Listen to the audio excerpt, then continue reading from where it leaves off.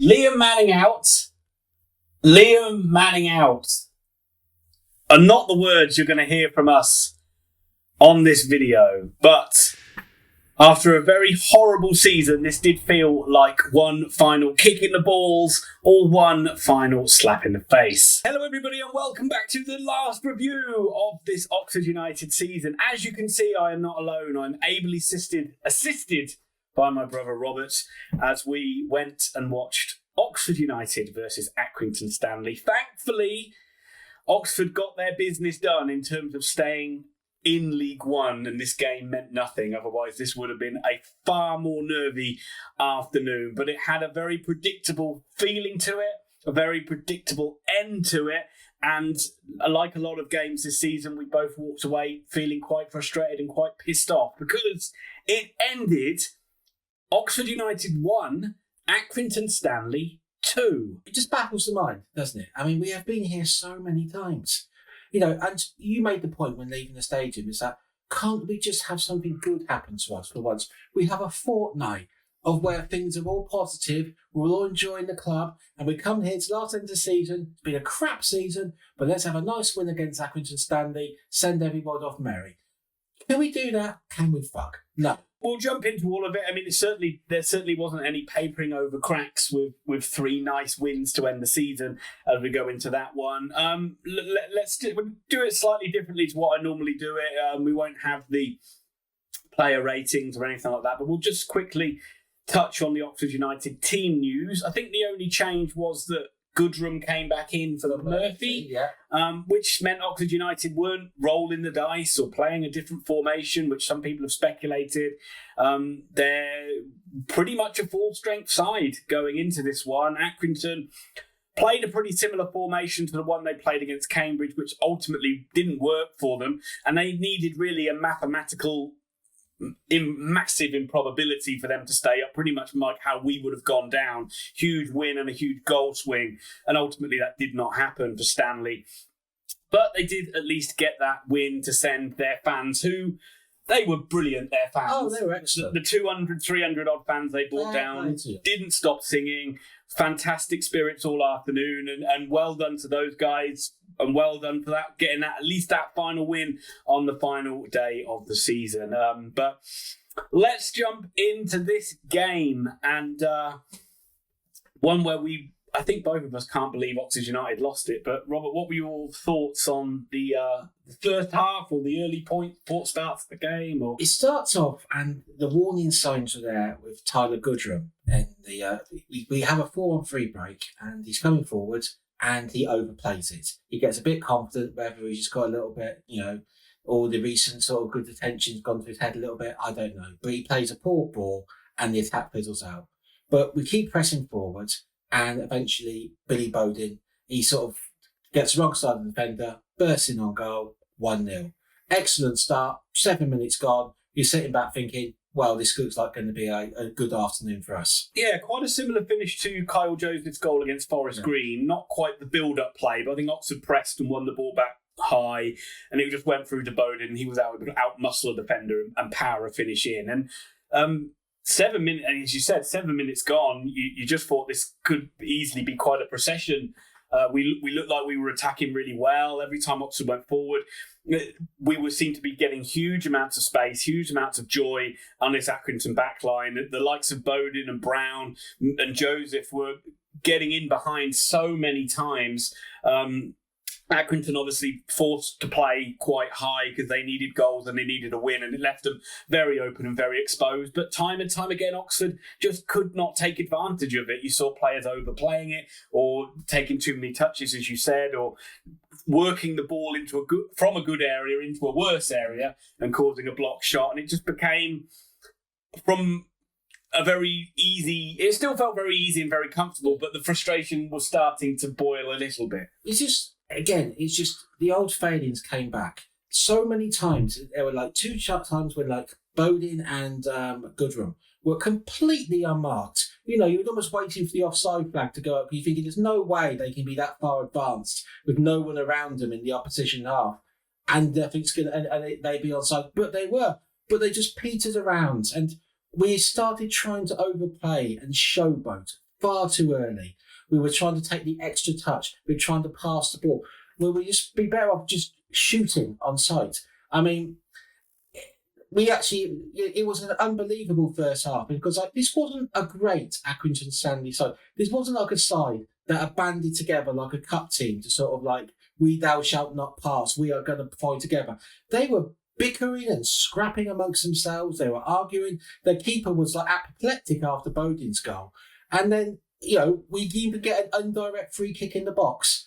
They were sort of like, there's so many chances, you just forget them. I've even forgotten that was part of the rules. I haven't seen one of those for years. It's just like, we get the only goal out because the goalkeeper handled the ball. Good refereeing, by the way. I know you get the you don't know what you're doing chance, but he saw it and then checked with his linesman and then came back and made the correct decision. Didn't make a rash decision like the one the guy did with Bolton. Absolutely. No, he made the right call. He consulted his assistants and got the right decision. But we had good chances. I think Bodin had a good chance. Goodrum had a good chance. Joseph fired in a shot. So we were peppering the goal. But you could just see after those, sort of about 15, 20 minutes into the game and we hadn't scored again, suddenly the old frailty started to come back. And it's like watching the Portsmouth match again, where suddenly we were getting in the goal and suddenly we were worried in front of the goal. We weren't knowing what we were doing. We weren't sort of being confident and taking shots. We were starting to try and I think differently though. I feel like we weren't. I feel like it was a case of Oxford just trying to almost overplay that. I feel they found it so easy. Maybe. And this is very disrespectful to Acton, but I thought Oxford were finding so much space and it was so easy that they were almost trying to overplay it rather than it being scared of finishing. I felt that they were just trying to play one pass too many or try and do one extra bit of brilliance before they scored a goal. I do sort of feel like the old cliche of they were on the beach. I think to a degree that's true. I think we've done what we needed to do, possibly, and I think we sort of we were probably showboating a little bit too much, and then we did sort of become that side of oh God, what do we do now in front of goal? Yeah, well, I mean, and Accrington didn't really offer too much, and they weren't a great side going forward.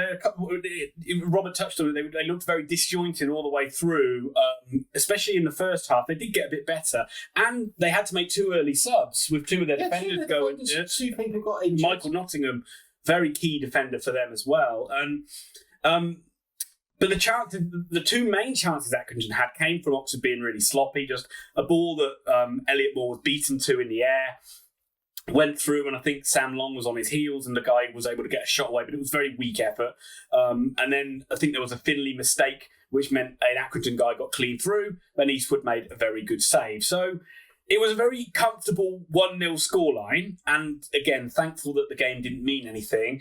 And you were just, I don't know, I sat there just thinking, Oxford are going to get this second goal. I still thought we're going to get this second goal. We're going to go on to win it quite comfortably. But as we go on to talk about the second half, that was not the case. Spoiler alert.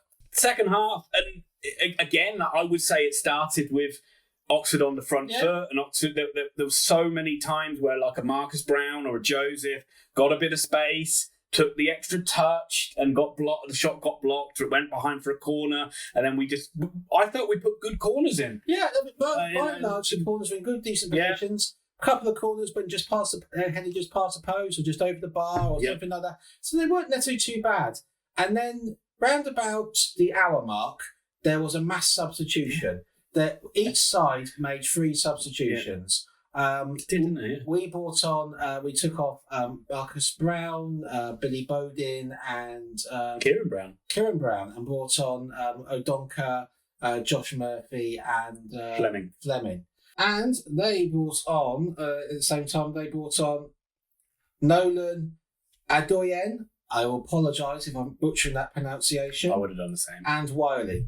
And within 2 minutes, Adedoyin has actually gone and scored. Yeah, and you picked it up. I didn't actually see it. It was actually Fleming. You said made a mistake and gave the ball away. He missed a tackle on the wing, on the side, and they sort of that launched the attack. Yeah. And he went on a bit further there, but he missed the tackle, which he could have stopped it in its tracks. But they go along and stop. Obviously, if you've heard this before, they march. They launch an attack. They get outside the box, fire a shot in, and it beats Eastwood from outside the area. Yeah. I know. A rarity. Mark your date in the calendar, folks. Yeah, a very familiar goal. I actually thought the number 14 that came on for Accrington looked really he came on in the first half. I thought he looked really lively, and I actually thought he caused Oxford a lot of problems.